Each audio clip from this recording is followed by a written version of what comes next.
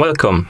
In front of me I have HUAWEI Watch GT 4 and I'm gonna show you how to adjust the screen brightness on this watch. First thing we need to do is to wake up the screen on our watch. You can do it by pressing the crown button. Once you wake up the screen, you can press the crown button again to open the menu.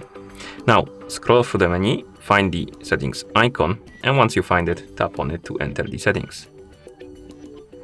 In settings, scroll through the menu, find the option called display and brightness, and tap on it, and here you should see the brightness option. Before you tap on it though, turn off the automatic brightness first. So tap on the switch next to automatic to turn it off, then tap on brightness, and now you can adjust the screen brightness by swiping up and down on the slider. Adjust the brightness to your liking, and once you're done, you can press the crown button to go back to watch face. And that's how you adjust the screen brightness on this watch. Thank you for watching.